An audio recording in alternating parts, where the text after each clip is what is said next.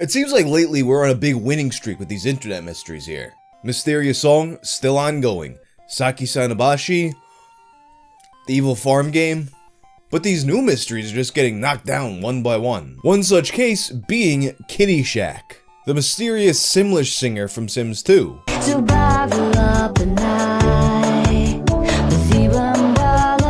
A poster on my subreddit, Homework Busy, homed in on a lead that I missed when I first made my video, and followed it all the way to solving a mystery that's been discussed for well over a decade. If you have no idea what I'm talking about, check out my first video on Kitty Shack, but if you missed it, here's a summary. In The Sims 2, there's a number of songs that can be heard using Simlish lyrics, Simlish being the fake language in the Sims universe. In particular, people have been interested in the singer of a song called Another World.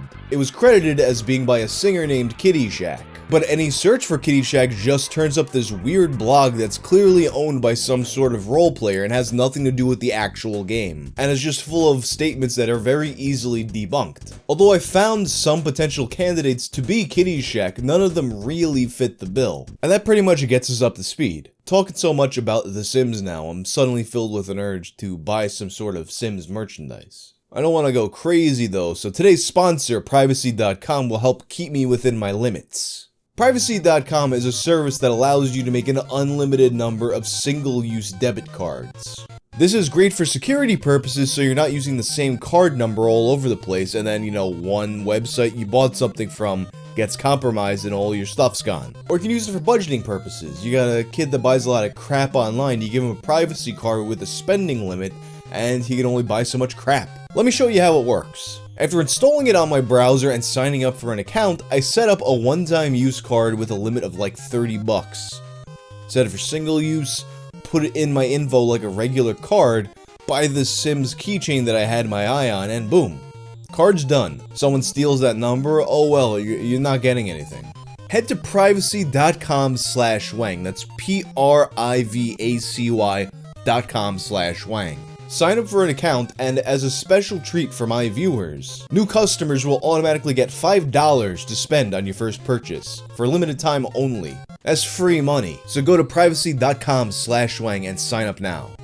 So when I was trying to find the artist behind Kitty Shack, I was basing most of my search on the credits that were listed on Moby Games. This caused me to home in on Devo's Mark Mothersbaugh, as well as the list of session musicians who were credited for the game. However, as it turns out, the Sims Wiki would have a different piece of information. A piece of information that would eventually lead to Kitty Shack being found. See, on their list of credits, each song had individual writers with Another World credited to Eric Presley. But you hear the vocals in that song.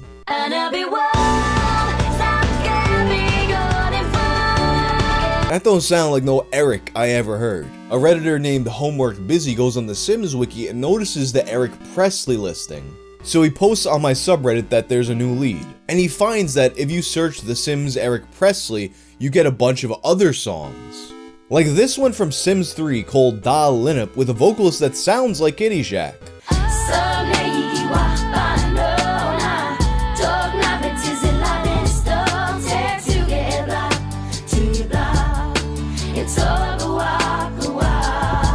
He comes to the conclusion that Eric Presley was probably using the same vocalist for all of these songs. So we start searching for Eric Presley, and eventually he comes across a Facebook page with a profile picture that shows him with a blonde woman who, as Homework Busy points out, looks like the woman that was used to represent Kitty Shack.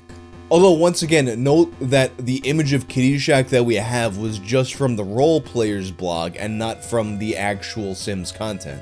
In any case, she did seem to fit the bill, and it turned out that she was a singer. Her name is Natalie Noon, and she does sound kinda like Kitty Shack.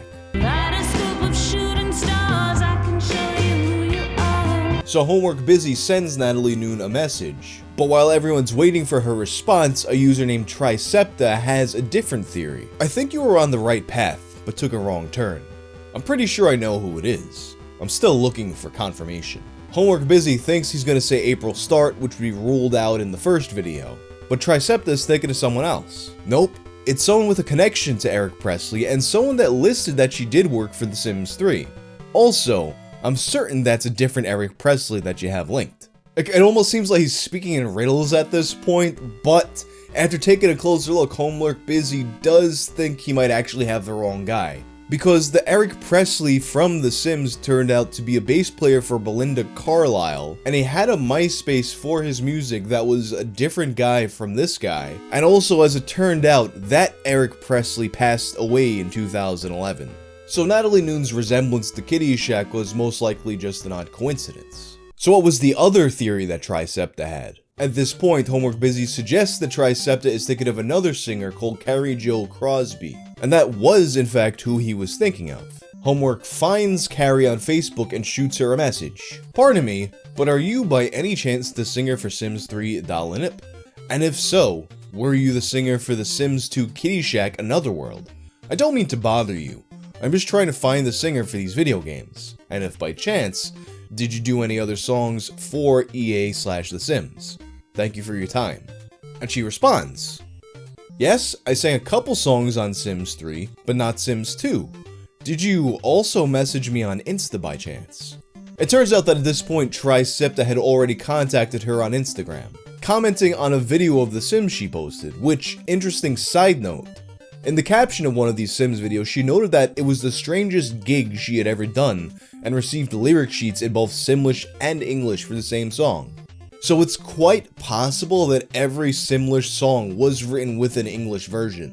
So HurpDurpington brings Carrie up to date on the mystery and asks if there's someone she can reach out to who might know who sang the song. She says she can message a producer friend of hers who might know.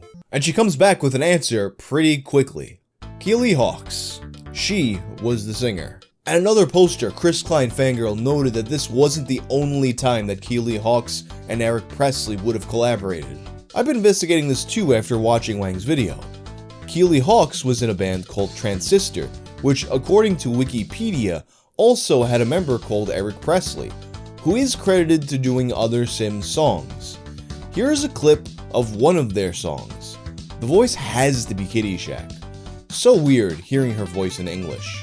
I'm always swimming against the flow of the tide. Tricepta managed to get a hold of Keely Hawks through email, and she confirmed that this is her. And in a comment on her YouTube channel, she verifies it again. "Are you the girl from Sims 2's song Another World?" "Yep, that was my vocal.